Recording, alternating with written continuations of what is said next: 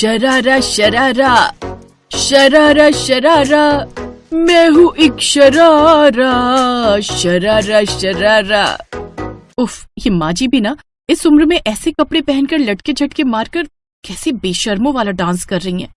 एक हमें बहुएं जो सर पर पल्लू किए घूमती है, और एक माँ जी, इन पर जितना बुढ़ापा आता जा रहा है जवानी उन पर उतनी ही छा रही है। माँ जी, ओफो, क्या प्रॉब्लम है तुम्हें? मुझे अपनी रील भी चैन से नहीं बनाने देती। पता है पूरे 2 लाख फॉलोअर्स हो गए मेरे, और एक ने तो ये भी लिखा है कि मैं थोड़ी सी पतली हो जाऊं तो और भी हॉट दिखूंगी, और शॉर्ट ड्रेस पहनने के लिए मुझे अपना फिगर तो मेंटेन करना ही होगा ना। ये है रमोला मेहता, जो कि 55 की उम्र में भी खुद को बेहद ही जवान समझती थी। मॉडर्न और छोटे कपड़े पहनना और अपने कपड़ों पर खूब पैसे खर्च करना तो उसका शौक था। ओफो, ये सब क्या है रमोला? पूरे 2 लाख का बिल, वो भी सिर्फ तुम्हारे कपड़ों पर खर्च हो गया है। आखिर तुम इतनी महंगी शॉपिंग करती क्यों हो?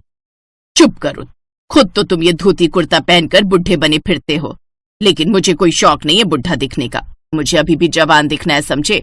और मैं परसों अपनी फ्रेंड्स के साथ GIP मॉल गई थी, वहीं से 4-5 ब्रांडेड कपड़े लिए अपने लिए।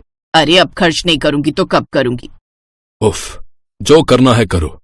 वैसे कुछ दिनों बाद गांव में बड़े भैया ने एक पूजा रखी है, हम सबको परिवार सहित बुलाया है।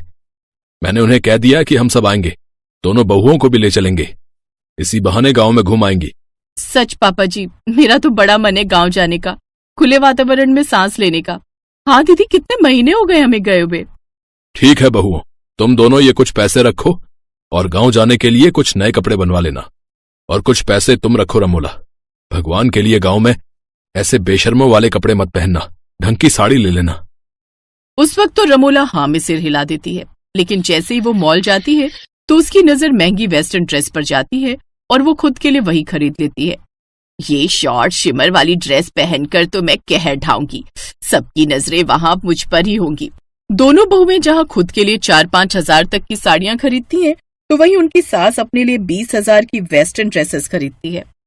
रमोला के दोनों बेटे मीटिंग के सिलसिले में शहर से बाहर थे, इसलिए बलराज अपनी दोनों बहुओं के साथ गांव पहुंच जाता है। अपने पुश्तैनी घर में पहुंचते ही दोनों बहुएं घर की साफ सफाई में लग जाती हैं, तो वहीं रमोला बाथरूम में नहाकर आती है। रमोला, तुम नहीं मानी ना, फिर से शॉर्ट ड्रेस पहन ली। ओफो, शट अप, और तुम दोनों जल्दी से सफाई करो। मुझे इस धूल मिट्टी से एलर्जी और ये मेरे महंगे कपड़े भी खराब हो जाएंगे, इसलिए मैं धूप में सनबाथ लेने जा रही हूँ। और उसे देखकर गांव की औरतें मजाक उड़ाती हैं। देखो तो इस 55 की उम्र में भी बलराज की बीवी बचपन के कपड़े पहनकर घूम रही है।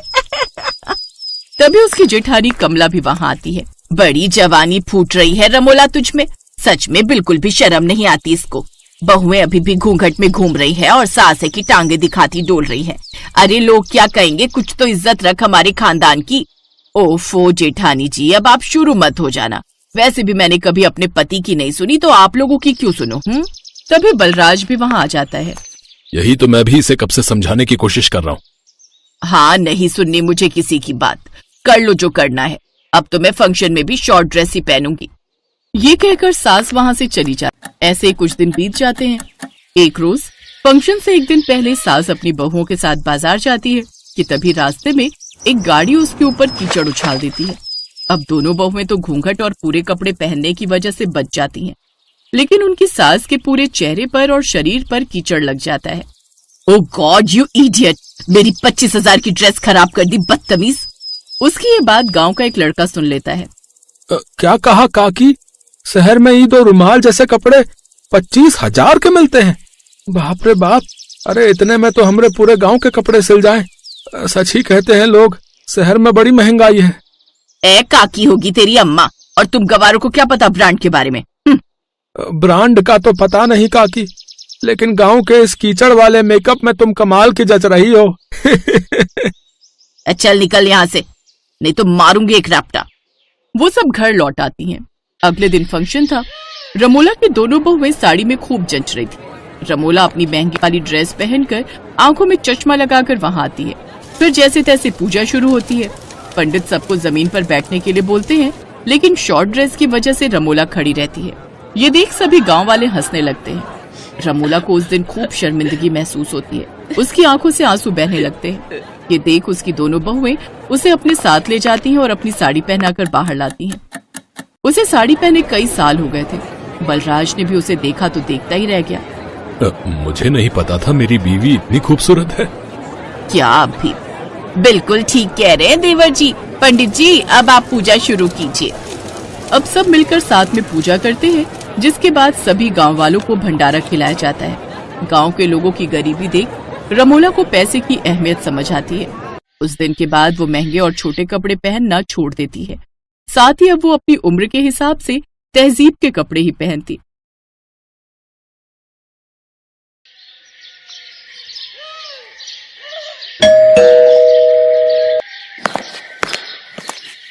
अरे वो दुर्गा की बहू को देखा है तूने?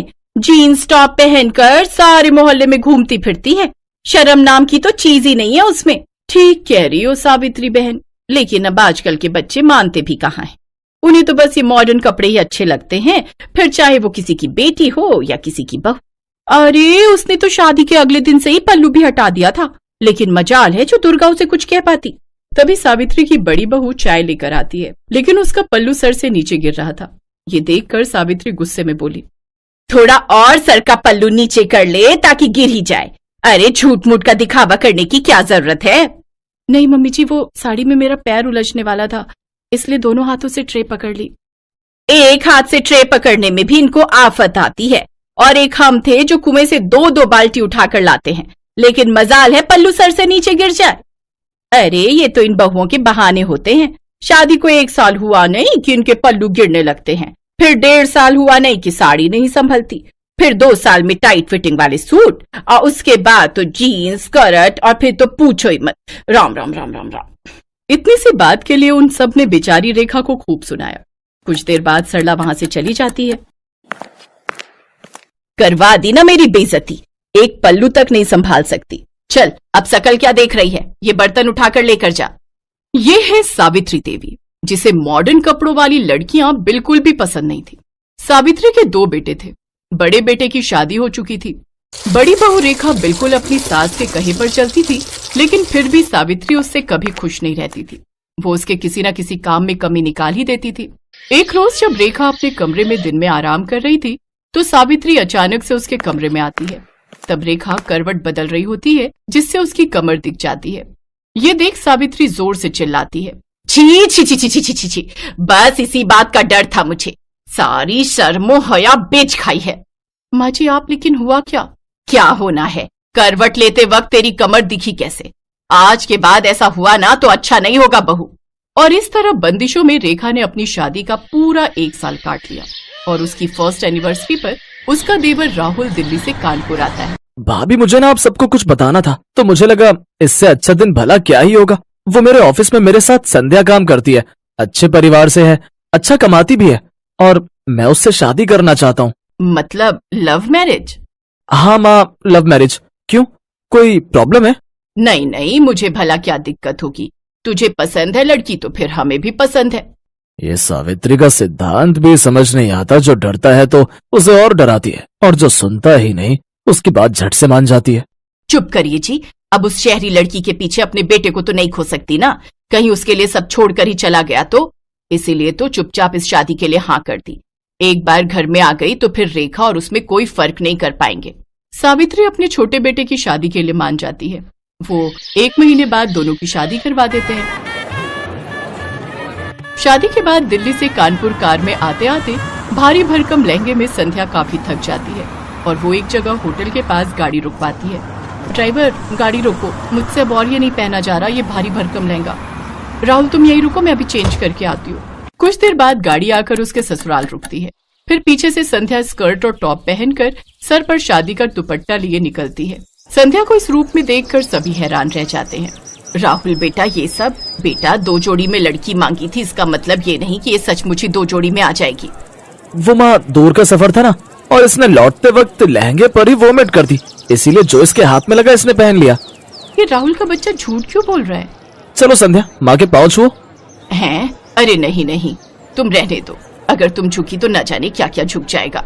सावित्री को मन ही मन बहुत गुस्सा आ रहा था, लेकिन वो कर भी क्या सकती थी। लेकिन संध्या के कपड़े देख सावित्री डर गई। ये नई बहू तो कुछ ज्यादा ही मॉडर्न कपड़े पहनती है। अरे पढ़ी लिखी नौकरी वाली है तो क्या हुआ, सर पर नाचेगी, जो मर्जी रुमाल जितने कपड़े पहनेगी। कहीं कल मुंह दिखाई पर इसने कुछ बेढंगे से कपड़े पहन लिए तो नहीं नहीं नहीं, इसे मुझे ठीक करना ही होगा। ये सोचकर सावित्री संध्या के कमरे में जाती है। अरे नई बहू, दिखा तो कल मुंह दिखाई पर क्या पहनने वाली है।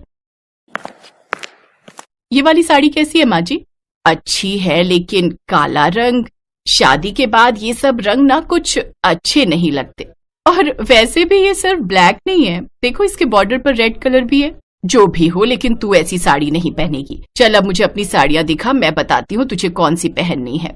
संध्या सावित्री को अपनी सभी साड़ियां दिखाती है, जिसमें से गुलाबी रंग की साड़ी देख सावित्री कहती है, हाँ ये वाली, ये अच्छी रहेगी, इसे ही पहन तू। जी माँ जी। शादी के तुरंत बाद सास का ऐसा बदलता रवैया देख संध्या हैरान थी। सावित्री ने संध्या की साड़ी तो देख ली, लेकिन वो ये नहीं जानती थी कि उसका ब्लाउज कितना हॉट बना है। शाम को मुंह दिखाई पर संध्या वो गुलाबी साड़ी हॉट ब्लाउज के साथ पहनती है। ये देख सावित्री उसकी साड़ी अच्छे से बांधती है। अरे बहू, ये सर पर पल्ला कर ले, सब मेहमान आएंगे ना तो उनके सामने यूं सर ढके घूमना अच्छा नहीं लगता। संध्या साड़ी पहनकर सर पर घूंघट रखकर बाहर आती है। ये देख मोहल्ले की औरतें बात करती हैं। मान गए सावित्री तुझे, मुझे तो लगा था कि ये मुंह दिखाई पर भी मिनी स्कर्ट पहन कर आएगी, लेकिन तूने तो एक दिन में इसे साड़ी पहनना और घूंघट रखना भी सिखा दिया। अरे मेरा नाम सावित्री है, सावित्री। अच्छा संध्या बहू, चल अब इन सबके पांव छूकर आशीर्वाद लो। सावित्री सबके पांव छूकर आशीर्वाद लेती है, लेकिन संध्या ये नहीं जानती थी कि उसकी सास किस खेत की मूली है। एक बार जो उसने साड़ी पहन ली तो फिर वेस्टर्न कपड़ों का नंबर तो कभी आने वाला है ही नहीं। अगले दिन उन सबको मंदिर जाना था, इसलिए रात को ही संध्या अपनी सास से जाकर पूछती है कि कल उसे क्या पहनना चाहिए। तुझे क्या पहनना है क्या नहीं ये सब तो बाद की बात है, लेकिन तू इस नाइट ड्रेस में बाहर कैसे आ गई? हमारे घर में ये सब नहीं चलता। लेकिन राहुल ने तो मुझसे कहा था कि मैं जो मर्जी पहन सकती हूँ। अरे उसे क्या पता इन सब के बारे में, रहा भी है वो इस घर में, बचपन से तो पहले पढ़ाई के लिए हॉस्टल में और फिर नौकरी के चक्कर में बाहर। तू उसकी बीवी है पर बहू मेरी है और इस घर में मेरी ही चलती है। संध्या उदास हो जाती है और वो अपने कमरे में चली जाती है। उसे उदास देख उसकी जेठानी भी उसके पीछे पीछे उसके कमरे में चली जाती है। उदास मत हो संध्या, इस घर का नाम ऐसे ही सावित्री निवास नहीं पड़ा है, यहाँ बस माँ जी की ही चलती है। उनसे पूछे बिना तो मैं खाना तक नहीं बना सकती, तो कपड़े तो दूर की बात है। अब कपड़े चेंज करके साड़ी पहन लो और किचन में आ जाओ। मुझे नहीं लगता अब वो तुम्हें कभी भी वेस्टर्न ड्रेसेस पहनने देंगी। ऐसे कैसे नहीं पहन सकती? अब तो बस हफ्ता भर में ये साड़ी पहनूंगी, उसके बाद बिल्कुल नहीं। एक हफ्ते बाद राहुल संध्या के साथ हनीमून ट्रिप प्लान करता है। सच में संध्या बहुत मजा आएगा, कश्मीर सच में बहुत खूबसूरत है। अच्छा अब तुम पैकिंग कर लो। संध्या अपनी पैकिंग कर लेती है। फिर जब ये बात सावित्री को पता चलती है तो वो संध्या के पास आती है। अच्छा कश्मीर जाने की तैयारी हो रही है, दिखा तो तूने क्या क्या रखा है वहां पहनने के लिए। वो क्या है ना, ध्यान रखना पड़ता है, कहीं तूने छोटे छोटे कपड़े रख लिए और तुझे सर्दी लग गई तो। वो तो मैं समझ ही गई थी कि बिना मेरे कपड़े चेक किए आप मुझे जाने कहाँ देंगी। संध्या हनीमून के लिए चली जाती है, लेकिन वो वहां जाकर कुछ वेस्टर्न कपड़े खरीद लेती है और अपनी ढेर सारी फोटोज लेती है। लेकिन एक रोज उसकी सास वो फोटोज देख लेती है और वो संध्या पर खूब गुस्सा होती है। लेकिन तभी वहां सावित्री की सास रत्ना आ जाती है, जो काफी बूढ़ी होती है, लेकिन उन्होंने भी टी शर्ट और पैजामा पहना होता है, साथ ही चश्मा भी लगाया होता है। बताओ भला क्या बुराई है इन कपड़ों में? मुझे देखो, मैं क्या इन कपड़ों में बुरी लग रही हूँ क्या? अरे जब मैं गांव में रहकर ऐसे कपड़े पहन सकती हूँ तो फिर मेरे पोते की बहू क्यों नहीं? और तू जानती है आज क्या हुआ? जब मैं रेलवे स्टेशन से लौट रही थी तो साड़ी पहने एक लड़की बाइक पर बैठी थी, उसकी साड़ी बाइक में फंस गई और वो नीचे गिर गई, जिससे उसे थोड़ी चोट आ गई। और वो कोई और नहीं, हमारी बड़ी बहू रेखा है। अभी अस्पताल में भर्ती करवा कर आई हूँ उसे। जमाने के साथ अपनी सोच बदल सावित्री। ये सब बातें सुन सावित्री को अपनी गलती का एहसास होता है और अब वो कभी भी अपनी बहुओं को उनकी मर्जी के कपड़े पहन